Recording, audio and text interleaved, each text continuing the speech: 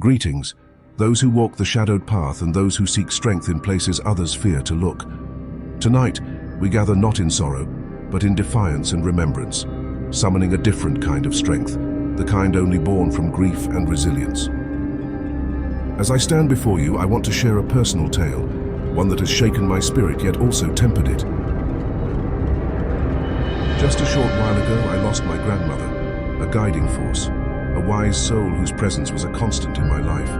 Her absence, like yours, left a wound deep and unyielding. This pain we feel, it is no ordinary hurt, for it sits in the soul's core. And so, I turn to the night, to the shadows themselves, seeking solace, seeking purpose. What I found was a power buried in the darkness. And that is the journey we'll take together now, embracing the night to find healing and strength to honor those we've lost. There's a unique comfort in the night that goes unnoticed by most. It whispers in quiet ways to those who listen, embracing us with an understanding that no person can replicate.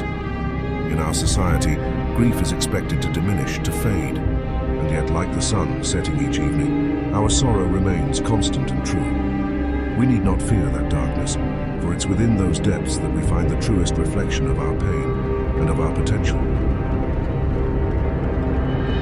When I lost my grandmother, I felt a void, and I resisted that darkness at first, afraid it would consume me. But then I realized that in its embrace, I was never alone. I could sense her memory wrapped within the shadows, a reminder of the life she led, of her strength that now flows in me. If you too have felt this, if you've heard that quiet voice, or felt that silent touch of someone dear yet gone, know that this is real, and it is yours to carry forth.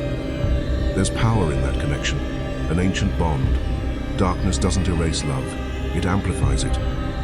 In this space, in this night's embrace, we can remember, honor, and rise, not merely as who we were, but as something more, as vessels carrying their legacy forward.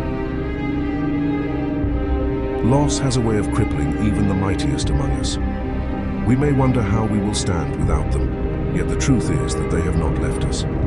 It is in us, in the strength we have left to carry. This loss, though painful, is also a call, a command to rise above.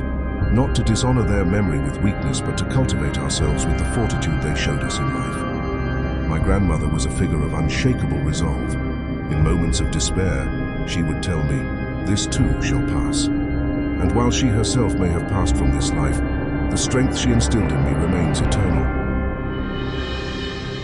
Take that strength you remember from your loved one, the lessons, the memories, the words, and draw them like a sword against the weight of grief. They are not gone, and as long as you hold them within you, neither are you. Imagine, just for a moment, that you are here for a purpose far beyond your current understanding. Perhaps they believed in you in a way you never dared to believe in yourself. Now is the time to honor that belief, to take that first trembling step toward a version of you that would make them proud. They are with us still, a power surging within the night, a flame that will not be extinguished. And as we rise, we do so carrying their legacy, making it a part of the very fabric of who we are becoming. What is healing really? It's not forgetting, it's not letting go. It's incorporating that pain into something magnificent, something eternal. We find solace not by escaping the darkness, but by becoming a part of it, allowing it to cloak our sorrow, to cradle it, and to transform it into a fuel for something greater. When I stand in the quiet beneath the starlit sky, I feel her presence, as if she herself is watching from above. And in that moment there's an understanding, a promise that I am still here, that I can carry forward her strength, her wisdom. You too can do this. You too can draw strength from the night's vastness, allowing it to fill the emptiness with purpose. This shadowed world, often feared by others, becomes a sanctuary for those of us who walk with grief, a place where we find ourselves anew. If I were to give you one piece of wisdom from this journey, it's this: embrace that which others fear. Do not run from sorrow, or let it define you as weak or helpless. Instead, allow it to become the cornerstone of your power, of your identity.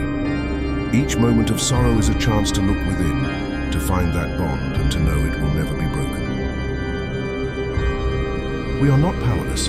We are guardians of those who came before us. Let that knowledge drive you forward. They may have left this world, but they remain, waiting for us to honor them with our every step, our every choice. As we come to the end of this night's embrace, let me remind you, this journey, this darkness, it's not a place to fear, but a source of strength, a way to transform what we thought would break us. Each one of you, though burdened with loss, carries the potential to rise above, to become greater, fiercer, a warrior with a purpose that cannot be dimmed by time or sorrow. You are not alone. We are bound together by this unspoken truth, by a shared journey through grief that only strengthens our resolve. Now, my friends, if you have found solace or power in this dark wisdom, I ask you to take a moment to like, to comment, to subscribe. For this journey does not end here. There is more to uncover, more strength to be found. And as we continue, know this. Our night's embrace is everlasting, a reminder that even in the darkest of times we are unbroken, eternal together. So rise with me. Let us honor the ones we've lost by becoming the guardians of their memory, by transforming our sorrow into strength, our despair into purpose. This is our gift to them and our oath to ourselves.